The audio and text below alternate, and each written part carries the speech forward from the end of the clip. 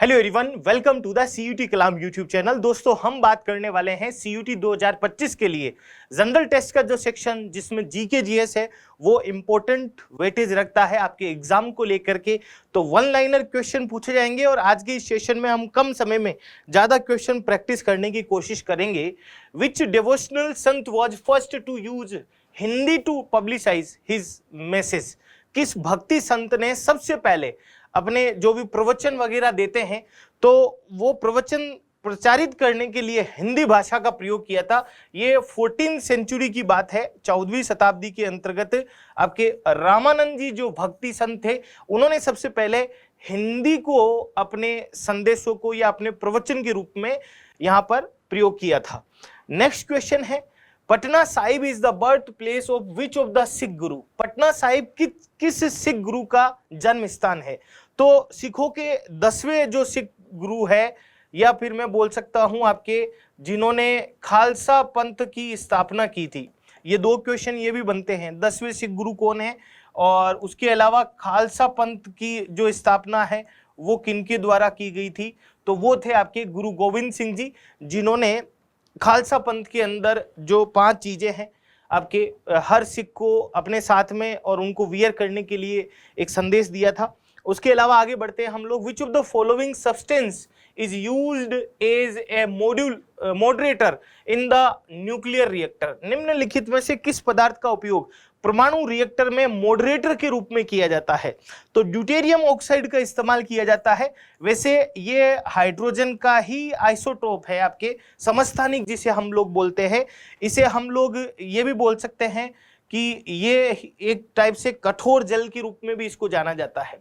तो deuterium oxide का इस्तेमाल किया जाता है परमाणु रिएक्टर में मॉडरेटर के रूप में। नेक्स्ट है, isobar are obtain by the emission of which of the following rays? Rays के बारे में पूछा। आइसोबार निम्न में से किस किरण के उत्सर्जन से प्राप्त होता है? देखो, आइसोबार एक से अधिक जो परमाणु वाले, और उसके अलावा एक डेफिनेशन और भी है कि इनका सबका मास यानी कि द्रव्यमान जो है वो तो समान होता है, लेकिन एटॉमिक नंबर है वो इनके अलग अलग होते हैं। वही आपके किस रूप में जाने जाते हैं? आइसोबार के रूप में। और आइसोबार निम्न में से किस किरण के उत्सर्जन से प्राप्त होता है? तो बीटा रेज है, उनके द्वारा आइसोबार है वो आपको देखने को मिलता है। नेक्स्ट क्वेश्चन है, विच of the following is used in yellow lamp used in street lamp? Street lamp जो होते हैं उसमें प्रयुक्त होने वाली पीले रंग में निम्नलिखित में से किसका उपयोग किया जाता है? तो सोडियम का उपयोग किया जाता है। जब इसे हाई टेम्परेचर पर सोडियम है वो येलो रेज है वो उत्सर्जित करता है। और मोस्टली आपने देखा होगा कि सोडियम का इस्तेमाल है, जो धुंधली आपके पीली लाइटें हैं उनके अंदर सोडियम का इस्तेमाल किया जाता है। अगला क्वेश्चन है, विच of the following is the full form of WWW? World wide web के रूप में इसे जाना जाता है। टिम बर्नर्स-ली नाम के साइंटिस्ट थे जिन्होंने इसे इंट्रोड्यूस किया था, और इसी की वजह से पूरी की पूरी दुनिया है वो आईटी के रूप में अभी आपको नजर आ रही है। Which state was first establish in India on the basis of language? भाषा के आधार पर भारत में सबसे पहले 1953 के अंदर किस राज्य की स्थापना हुई थी? तो आंध्र प्रदेश की स्थापना की गई थी, और बाद में भाषा ही आधार बना था राज्यों को लेकर के। इसी से आइडिया मिला था कि राज्यों को है वो भाषाई आधार पर हम क्या कर सकते हैं, स्थापित कर सकते हैं। तो करेक्ट आंसर क्या होगा आपका? आंध्र प्रदेश 1953 के अंदर। Based on the structure the earth's core is made up of which of the following? संरचना के आधार पर पृथ्वी का जो कोर, एक तो इनर और एक आउटर कोर, दो होते हैं। तो बेसिकली आयरन से बना हुआ होता है। इनर कोर तो पूरा का पूरा सॉलिड होता है और ये आयरन से बना हुआ होता है। आउटर कोर जो होता है वो लिक्विड फॉर्म में भी होता है, और वो आयरन हो गया और आपके निकल हो गए, बहुत सारी धातुएं हैं और भी आपको देखने को मिल सकती है। आगे वाला क्वेश्चन है, विच of the following rulers establish Pataliputra?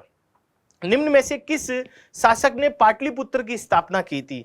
तो उदयन नाम के शासक थे, ये आजाद शत्रु जो है उनके पुत्र थे। आजाद शत्रु जो शासक थे आपके, उनके पुत्र थे, और इन्होंने पाटलिपुत्र को अपनी राजधानी के रूप में चुना था। बिहार के अंदर है अभी ये क्षेत्र, Patna. After melting of ice pieces on the water tub, the water level in the tub, पानी के टब में बर्फ के टुकड़े पिघलने के बाद टब में पानी का स्तर है वो डिक्रीज हो जाएगा या इंक्रीज यानी बढ़ जाएगा, या पहले डिक्रीज होता है बाद में इंक्रीज होता है, या फिर रिमेन अनचेंज यानी अपरिवर्तित रहेगा। आपको पता है कि बर्फ की जो डेंसिटी है, घनत्व है, वो पानी से कम होता है, लेकिन जैसे जैसे बर्फ पिघलती रहती है तो वो पानी के अंदर समाहित होती रहती है, तो इससे आपके पानी का स्तर है वो अपरिवर्तित रहेगा यानी रिमेन अनचेंज, कोई फर्क नहीं पड़ेगा, है ना। तो करेक्ट आंसर क्या होगा आपका? डी ऑप्शन होगा। नेक्स्ट क्वेश्चन है, ए हॉर्स पावर इक्वल्स, एक अश्व शक्ति है वो 746 वॉट, वोट्स का आपको ध्यान रखना है, 746 वोट है उसके बराबर होती है हॉर्स पावर। एक हॉर्स पावर है, एक हॉर्स पावर, एक HP is equal to 746 watts, ये याद रखना हमें, ठीक है, ये पूछा जाता है कई बार। Which country is known as the land of the rising sun, किस देश को उगते सूरज की भूमि के नाम से जाना जाता है? कई बार है जो इस चीज को लेकर के भारत में किस राज्य को उगते सूरज की भूमि के रूप में जाना जाता है, ये भी अच्छा क्वेश्चन बनता है, और इसका कारण क्या है वो भी मैं बताऊंगा। जापान, जो एशिया के अंदर पूर्वी क्षेत्र, जो ईस्टर्न एरिया है, उस भौगोलिक क्षेत्र में, या मैं कह सकता हूं उस ज्योग्राफिकल स्ट्रक्चर में स्थित होने की वजह से सबसे पहली सूरज की किरण है वो जापान में ही आपको देखने को मिलती है, हम अगर एशिया महाद्वीप को संदर्भ लेकर के बात करें तो। After the process of photosynthesis oxygen release by, प्रकाश संश्लेषण की प्रक्रिया के बाद ऑक्सीजन निकलती है किससे?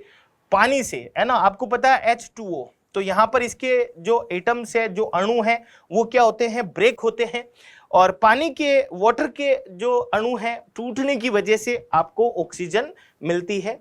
प्रकाश संश्लेषण के बारे में हमने प्रीवियस जो हमारे प्रैक्टिस सेट थे उनमें भी बात की थी।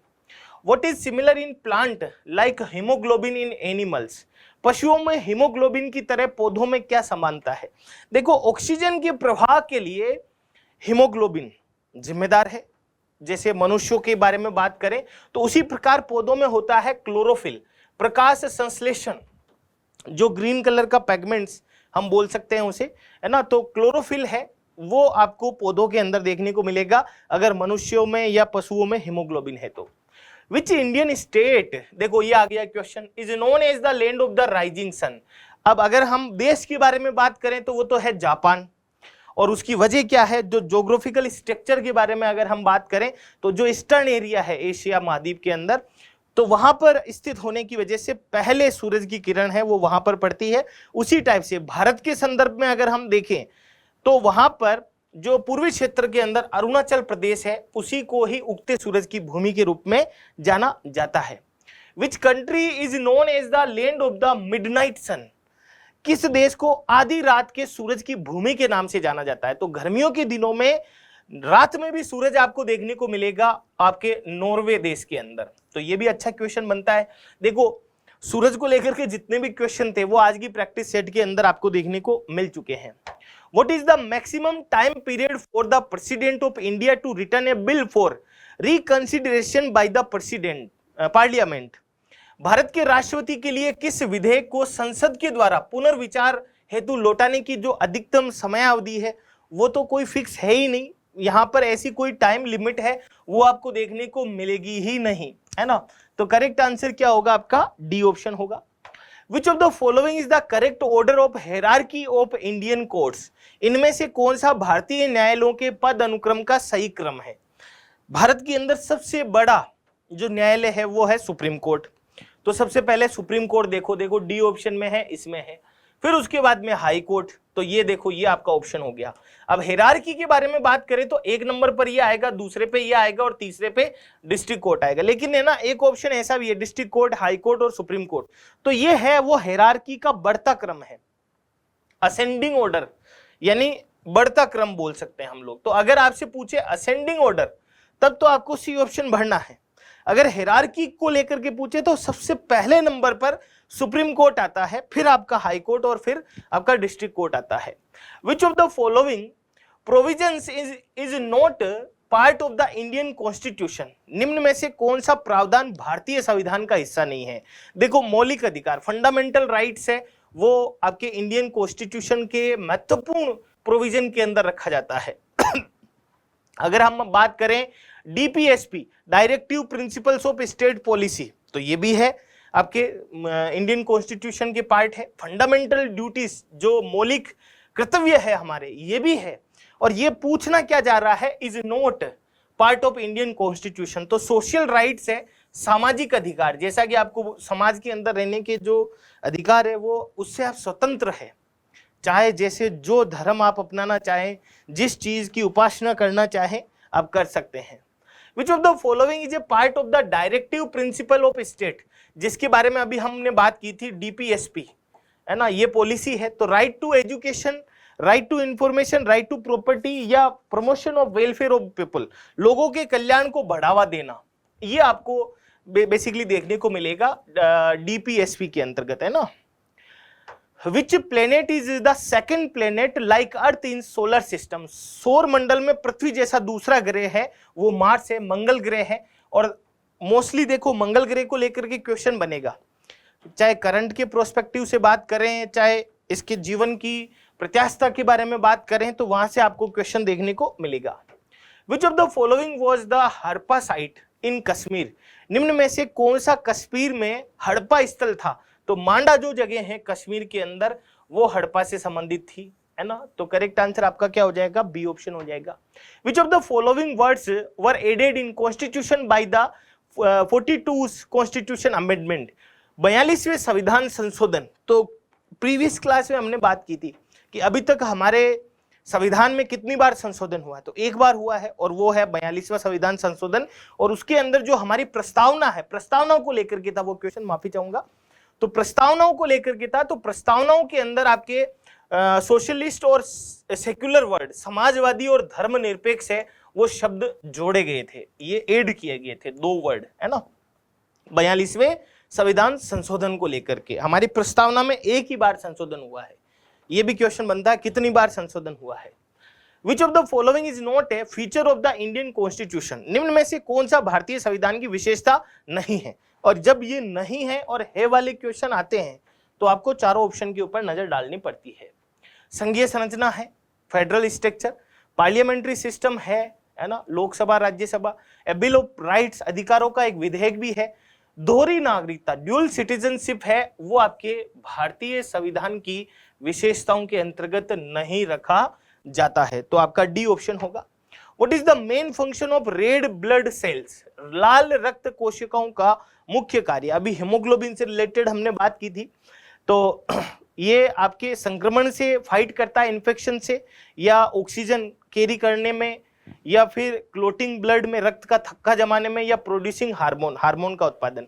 तो लाल रक्त कोशिकाओं का मुख्य कार्य है कैरिंग ऑक्सीजन, ऑक्सीजन ले जाने का। तो करेक्ट आंसर आपका क्या होगा, बी ऑप्शन होगा। तो ये थे आपके 25 क्वेश्चन, और हम इनको इस तरह कर रहे हैं कि नंबर ऑफ क्वेश्चन है वो हमारे ज्यादा हो कम समय में, और आपकी अच्छी तैयारी हो, आपकी प्रैक्टिस अच्छी हो जाए। प्रैक्टिस सेशन है, इस क्लास की पीडीएफ है वो आपको कलाम सीयूटी का जो टेलीग्राम चैनल है वहां पर देखने को मिलेगी।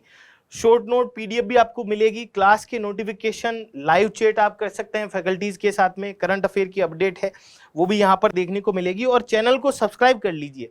वीडियो अच्छा लगा हो तो लाइक भी कीजिए, शेयर भी कीजिए अपने दोस्तों के साथ में, और पढ़ते रहिए। इस बार अच्छी यूनिवर्सिटी में एडमिशन लेना ही है।